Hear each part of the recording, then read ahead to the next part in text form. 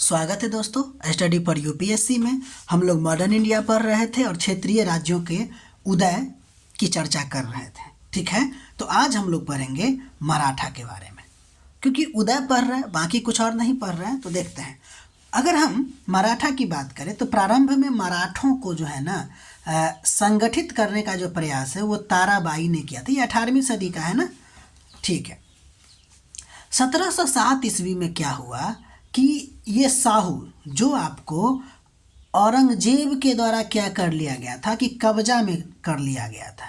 ठीक है, औरंगजेब के द्वारा कब्जा में कर लिया गया था। बचपन में ही इसको पाला गया, पोसा गया वहीं पे। और जब आपको औरंगजेब की मृत्यु हो जाती है तब जो बहादुर शाह प्रथम जो कि शासक बनता है वो क्या करता है, आपको साहू को रिलीज कर देता है। तब तक मराठा को संगठित करने का काम किया था ताराबाई ने। अब जैसे ही रियल शासक आते हैं दोनों में झगड़ा होता है, और होता ये है कि साहू आपको जीत जाता है और ताराबाई हार जाती है 1707 में। इसके वजह से होता क्या है कि मराठा शक्ति का या मराठा राजनीति में 18वीं सदी में 3 केंद्र हो जाता है। एक सतारा में जो कि साहू का था, एक पूना में जो कि पेशवा का था, और एक कोल्हापुर में जो कि ताराबाई के था। ध्यान दीजिएगा, आपको क्या लगता है कि साहू और ताराबाई का जब युद्ध हुआ होगा तो साहू अकेले सक्षम था इसको हराने में? तो कहेंगे नहीं, इसको ना पेशवा ने मदद किया था। इसीलिए साहू को जो है ना इसको प्रधानमंत्री बनाना पड़ता है, वजीर बनाना पड़ता है। ठीक है, इसीलिए सतारा में नाम मात्र का केंद्र रहता है, रियल केंद्र आपको पूना के पास है, और यहाँ पे कौन है, पेशवा है। ये था आपको मराठा के बारे में। अगला पढ़ते हैं रुहेला जो कि बेरेली में शासन करता था। इसके बारे में कहा जाता है इसके संस्थापक वीर दाऊद और अली मोहम्मद थे। बस इसके बारे में इतना ही। बंगस पठान के बारे में बात करें तो ये फर्रुखाबाद में शासन क्या करता था, और इसके मुख्य या फिर संस्थापक थे मोहम्मद खां बंगस। अगला क्षेत्रीय राज्य जो इम्पोर्टेंट है वह है जाट। ध्यान दीजिएगा, जाट आपको दिल्ली, आगरा और मथुरा के क्षेत्र में शासन करता था। इसके संस्थापक में आपको गोकुल और राजा राम का चर्चा आता है। गोकुल और राजा राम की चर्चा आती है। जाटों के बहुत सारे प्रमुख नेता हुए, उसमें से एक प्रमुख नेता आपको चूड़ामन है, 1690 से 1721। ध्यान दीजिएगा, इसने ना भरतपुर की नींव रखी थी। कभी कभी कहा जाता है कि भरतपुर की जो नींव है ना चूड़ामन भी रखा, और कभी कभी कहा जाता है कि बदन सिंह ने भी रखा। तो अभी हम आगे देखेंगे। ये जो चूड़ामन है ना, कहा जाता है कि भरतपुर की नींव रखी, और एक्चुअली हुआ कि यह जो है ना आमेर के राजा जयसिंह से पराजित हो गया था, जिसके वजह से आत्महत्या कर लिया। ठीक है, ये था आपको जाट राजा चूड़ामन। अब आगे बढ़ते हैं और देखते हैं जाट राजा बदन सिंह के बारे में, 1721 से लेके 1756।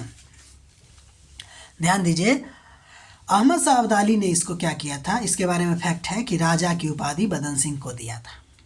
ठीक है, एक और इम्पोर्टेंट राजा जाटों का जिसका नाम है सूरजमल।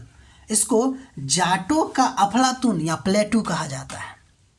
ठीक है, 1756 से लेकर 63 तक ये शासन किया। कहा जाता है कि पानीपत का जब तीसरा युद्ध चल रहा था ना, तो मराठा को कहा कि आप ना छापामार युद्ध कीजिए, क्योंकि आप छापामार युद्ध में ही यानी कि गोरिल्ला वार में ही सक्षम है। ठीक है, नहीं माना, कहा जाता है हार गया, और सूरजमल कहा कि हम आपको सहायता नहीं करेंगे। सूरजमल के बाद जवाहर सिंह, जवाहर सिंह के बाद रतन सिंह, रतन सिंह के बाद रंजीत सिंह, ये सब शासक हुए, लेकिन अयोग्य शासक रहे, और जाट जो राज्य था वो विलुप्त होने के कगार पर पहुंच गया। अगला जो हम क्षेत्रीय राज्य पढ़ेंगे वो पढ़ेंगे राजपूत राज्य के बारे में, जिसमें आमेर और मारवाड़ फेमस है, जिसमें से ज़्यादा फेमस आपको आमेर का शासक हुआ। 18वीं सदी तक आते आते उसका सबसे एक श्रेष्ठ राजपूत शासक मिलता है आमेर में, जिसका नाम है सवाई जयसिंह। एक्चुअली में इसका नाम जयसिंह था, सवाई की उपाधि फर्रुखसिंह ने दिया था। ठीक, 1722 ईस्वी में कहा जाता है इसने जयपुर की स्थापना किया। कौन? जयसिंह ने, सवाई राजा जयसिंह ने।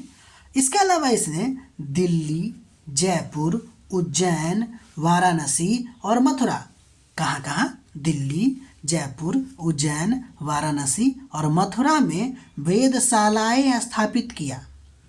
ठीक है, और इस वेदशाला से जो परीक्षण निकला, जो निष्कर्ष निकला, उसको इसने एक किताब में सजाया। ठीक है, जिसका नाम था जिज मोहम्मद शाही। ठीक है, ये एक कैलेंडर की तरह वर्क करता था जिसका नाम है मतलब जिज मोहम्मद शाही। ये एक प्रकार का एस्ट्रोलॉजिकल कैलेंडर था या बुक था, जिसको किसने लिखा है? तो सवाई राजा जयसिंह ने। ये बहुत बड़ा विद्वान भी थे। यूक्लिड की रेखागणित, नेपियर की एल्गोरिथम, है ना, लॉगरिथम का संस्कृत में अनुवाद किया या करवाया। इसके अलावा इन्होंने कहा कि लड़कियों की शादी में कम खर्च कीजिए भाई। ठीक है, और 18वीं शताब्दी में इसने 2 अश्वमेध यज्ञ भी किया। कौन? सवाई राजा जयसिंह, आमेर के शासक थे। ठीक, अब हम लोग आगे बढ़ते हैं और हम पढ़ते हैं केरल के बारे में। ये सब क्षेत्रीय राज्य है, छोटा छोटा पॉइंट है, ज़्यादा कुछ है नहीं इसमें। 18वीं सदी के आरंभ में केरल की अगर बात करें तो उस समय तक 4 प्रमुख राज्य थे। एक कालीकट, याद ही होगा, जमोरीन वाला। एक तिरक्कल, उसके बाद कोचीन और त्रावणकोर। इस 4 राज्यों में से सबसे प्रमुख रहा आपको त्रावणकोर। ठीक है, और यहाँ का एक राजा जो बहुत ज़्यादा प्रसिद्ध था, उसका नाम था आपको मार्तंड वर्मा। मार्तंड वर्मा के बारे में कहा जाता है कि वह जो है ना, बहुत ही विलक्षण दूरदर्शिता था। ठीक है, दृढ़ संकल्प वाला था, उसमें साहस भी बहुत ज़्यादा थी और निर्भीकता से भरपूर व्यक्तित्व वाला व्यक्ति था। ठीक है, कहा जाता है इसने डचों को पराजित किया था और डचों को यहाँ से खदेड़ भगाया। ठीक, इसके अलावा ये जो मार्तंड वर्मा है, उन्होंने सिंचाई का व्यवस्था किया, संचार व्यवस्था किया, विदेशी व्यापार को प्रोत्साहित करने का भी कोशिश किया। ठीक है, इनके शासनकाल में मलयालम अपने चरमोत्कर्ष पे पहुंचा और संस्कृत का भी विकास हुआ। ठीक है, संस्कृत के बारे में अगर बात करें तो जो त्रावणकोर की राजधानी था ना, त्रिवेंद्रम, वो उसका विद्या का केंद्र बन चुका था। संस्कृत के विद्या का केंद्र आपको मार्तंड वर्मा के समय में त्रिवेंद्रम था। इसका उत्तराधिकारी इनसे भी बढ़ के हो गया, जिसका नाम था राम वर्मा। वो एक कवि ही नहीं, विद्वान, संगीतज्ञ, अभिनेता, सुसंस्कृत व्यक्ति के साथ साथ चित्रकार भी थे। ठीक है, और वो जो चित्रकारी करते थे ना, हिंदू महाकाव्य पर करते थे, साथ ही साथ अन्य चीज़ों पर भी किया करते थे। जैसे उनके कुछ चित्रकारी जो है वो फेमस है। एक है आपको अर्जुन सुभद्रा, इसके अलावा शकुंतला का चित्र और फल ले जाती महिलाओं का चित्र। ठीक है, इसको भूलिएगा नहीं, बहुत इम्पोर्टेंट है। ये इतना विद्वान थे कि लंदन, कलकत्ता, मद्रास से निकलने वाले अंग्रेजी समाचार पत्रों का नियमित अध्ययन करते थे और कहा जाता है कि ये धारा प्रवाह अंग्रेजी बोला करते थे। ठीक है, तो ये आपको रहा केरल के त्रावणकोर राजा के बारे में, क्या त्रावणकोर राज्य के राजाओं के बारे में। ठीक है, यहाँ तक हम लोगों ने क्षेत्रीय राज्यों का उदय पढ़ लिया। अब 1-2 और बच गया है, जिसमें कम से कम मैसूर बचा हुआ है। उसकी चर्चा हम लोग करके बंगाल में ब्रिटिश शक्ति का हम लोग विस्तार करेंगे, जो हम लोगों का तीसरा लेसन होगा।